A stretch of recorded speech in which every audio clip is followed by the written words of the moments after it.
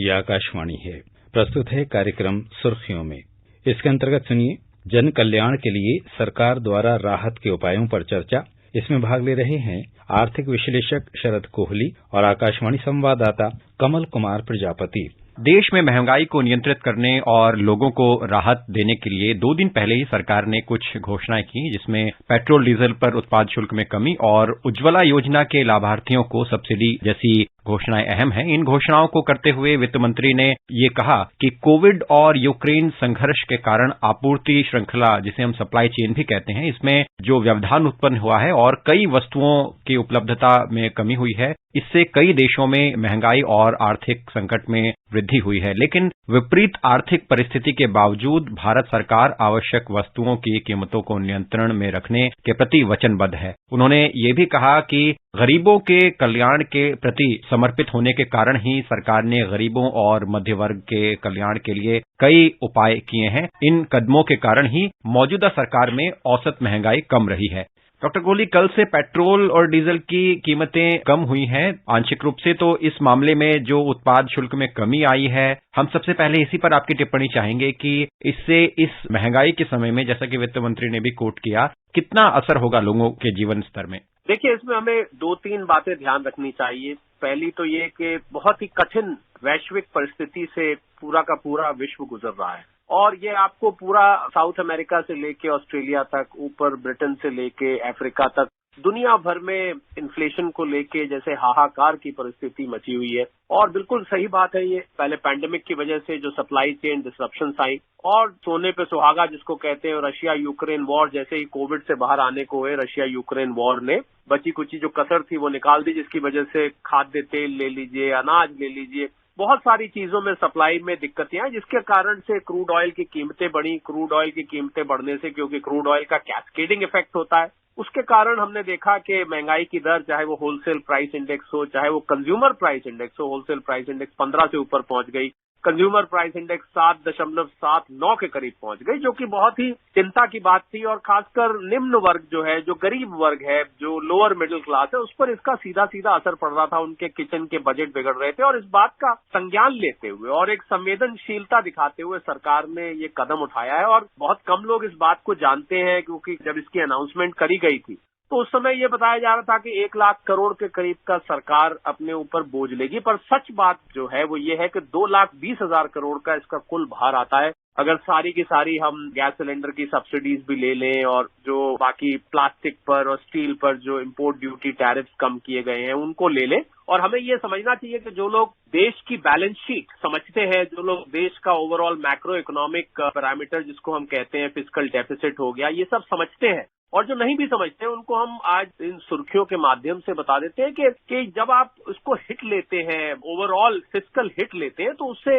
पूरी balance sheet उथल पुथल हो जाती है और सरकार को कशमकश करनी पड़ती है, इधर उधर से रिसोर्सेज जुटाने पड़ते हैं, कुछ खर्चों में कटौती करनी पड़ती है। और ये सब तब हो रहा है जब सरकार नेशनल इंफ्रास्ट्रक्चर पाइपलाइन में खर्च करने के लिए वचनबद्ध है। 90 लाख करोड़ का आज 2014 से लेकर 2022 तक 90 लाख करोड़ से ऊपर का खर्च हो चुका है, जिसमें आप देखते हैं सड़कें हो गई, एयरपोर्ट्स हो गए, रेलवे के विकास कार्य हो गए, ना जाने कितना ही चारों तरफ उसमें दुनिया भर की जो वेलफेयर स्कीम सरकार चला रही है, बहुत सारी वैक्सीन से लेके जल जीवन मिशन से लेके बहुत चीजों पे सरकार का खर्च हो रहा है। और ऐसी परिस्थिति में ऐसा निर्णय लेना, मैं समझता हूँ ये जनहित में है, लोगों के कल्याण के लिए है, क्योंकि इसका कैस्केडिंग इफेक्ट होता है, तो इसका असर आपको आने वाले 2 से 3 हफ्ते में दिखेगा। मेरा अपना एक अर्थशास्त्री होने के नाते अनुमान है कि कम से कम 20 से 30 बेसिस पॉइंट का जो कंज्यूमर प्राइस इंडेक्स है, सीपीआई जिसको हम कहते हैं, उस पर फर्क पड़ेगा, वो नीचे आनी चाहिए। जैसे जैसे ये कटौती का भार हल्का पड़ेगा, जितनी भी सप्लाई, चाहे वो मैन्युफैक्चरर्स हैं, स्टॉकिस्ट हैं, होलसेलर्स हैं, रिटेलर्स हैं, क्योंकि आवाजाही का खर्च कम होता है जब सामान का, तो नेचुरल बात है कि उसके कारण जो कीमतें बढ़ी हुई होती हैं वो आपको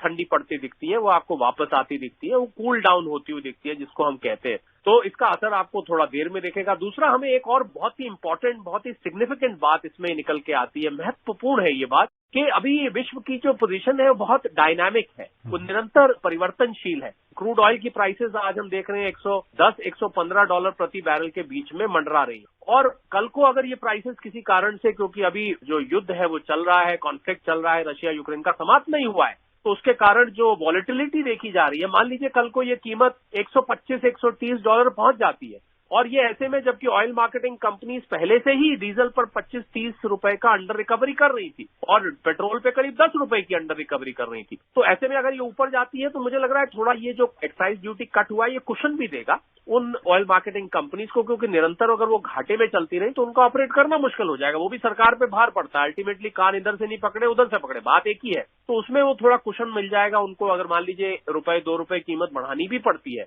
आने वाले समय में क्रूड ऑयल के बढ़ जाने की वजह से, तो वो कुशन भी प्रोवाइड करेगा। तो लोगों को 2-3 चीजें, मुझे लगता है कि देश की आम जनता बहुत जागरूक है और धीरे धीरे ये जो इकोनॉमिक्स से संबंधित कठिन कॉन्सेप्ट्स होते हैं, फिस्कल डेफिसिट क्या है, कैसे आपका सारा रेवेन्यू ड्राइव करा जाता है, कैसे पेट्रोल डीजल की कीमतों का असर होता है, इस पे वैट कैसे लगता है, एक्साइज कैसे लगता है, मुझे लग रहा है देश की जनता धीरे धीरे जागरूक हो रही है और इसीलिए सरकार को निरंतर सहयोग मिलता दिखता है। जब पॉलिटिकल प्रोसेस देश में करा जाता है तो सरकार को सहयोग मिलता है, क्योंकि लोग समझते हैं कि ये पूरे विश्व में संकट है, कोई हमारी सरकार का द्वारा क्रिएट किया गया या किसी ऐसे तंत्र द्वारा क्रिएट किया गया ये नहीं है। ये वाकई में एक मुसीबत की परिस्थिति है, पैंडेमिक था, सारी दुनिया में था, रशिया यूक्रेन वॉर है, सारी दुनिया देख रही है। तो लोग इस बात को समझ के मुझे लगता है सरकार के साथ खड़े रहते हैं और सरकार ने भी बाकायदा उसको रेसिप्रोकेट करते हुए जनहित में, लोगों के हित में, कि लोगों का बजट किचन का बिगड़ रहा है। ऐसा देखा गया था कि 20-25% लोगों का किचन का बजट, हाउस होल्ड बजट इस महंगाई के कारण बिगड़ गया था और आगे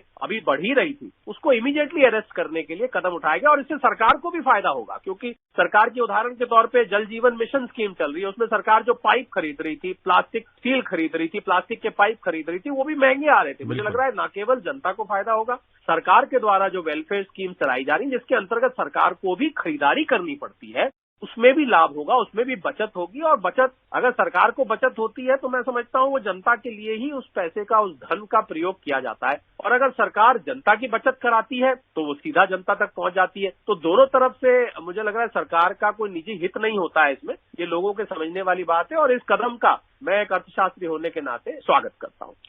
डॉक्टर कोहली, आपने प्लास्टिक लॉ और इस्पात की बात की, तो इस पर ही विशेष रूप से मैं आपसे पूछना चाहूंगा, क्योंकि सरकार एक तरफ तो जो आर्थिक तौर पर कमजोर वर्ग है या जो मध्यम वर्ग है उसका ध्यान रखती है, दूसरी तरफ ये भी आवश्यक है कि देश के इस संवेदनशील दौर में उद्योग भी आगे आए और उद्योगों को भी थोड़ी राहत मिले। तो हम अगर लौह इस्पात और जो हमारा इस तरह का कच्चा माल है उसकी बात करें तो उसके उत्पाद शुल्क में भी कमी करने की सरकार ने घोषणा की है कि ताकि इन उत्पादों की लागत कम हो। कुछ स्टील उत्पादों पर निर्यात शुल्क जो है वो लगाया जाएगा, तो इसका उद्देश्य सीमेंट की उपलब्धता बढ़ाना और लागत को कम करना है। तो किस तरह से जो डिपेंडेंट इंडस्ट्रीज हैं हमारी स्टील की या सीमेंट की, तो उनको कितना लाभ होता हुआ दिखेगा और इससे पूरा जो अर्थतंत्र है उसमें किस तरह से फायदा होगा? जी हाँ, देखिए, अगर हम खाली कंस्ट्रक्शन इंडस्ट्री का जिक्र करें, जो निर्माण का क्षेत्र है, उसमें स्टील सीमेंट उसके बिना नहीं चल सकता और बहुत बड़ी आबादी इसमें न केवल नौकरी करती है बल्कि देश के पूरी अर्थव्यवस्था का बहुत ही अहम हिस्सा है ये। तो मुझे लग रहा है वहां पर भी राहत सरकार ने देनी जरूरी समझी, जैसे आप निर्यात शुल्क में राहत दी और निर्यात उसमें ड्यूटी लगाई गई जिससे कि इसकी शॉर्टेज ना हो, क्योंकि चाइना से आने वाला जो माल था, हमने देखा पीछे चाइना में लॉकडाउन रहा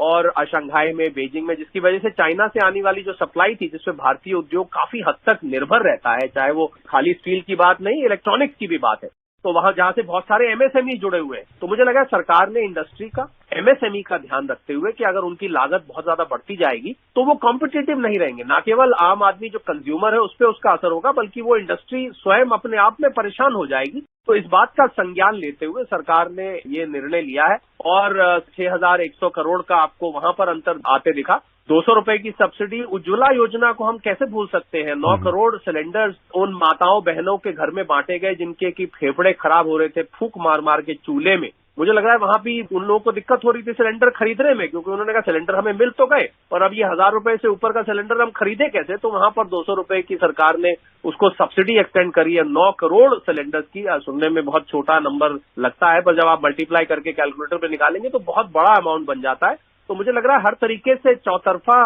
महंगाई पर अटैक करने का सरकार कोशिश कर रही है। डॉक्टर कोहली, आपका धन्यवाद, आप कार्यक्रम में जुड़े और आपने विषय का विश्लेषण किया और अपने विचार साझा किए। बहुत बहुत शुक्रिया, थैंक यू। अभी आप सुन रहे थे जन कल्याण के लिए सरकार द्वारा राहत के उपायों पर चर्चा। इसमें भाग ले रहे थे आर्थिक विश्लेषक शरद कोहली और आकाशवाणी संवाददाता कमल कुमार प्रजापति। ये कार्यक्रम आकाशवाणी के समाचार सेवा प्रभाग द्वारा प्रस्तुत किया गया।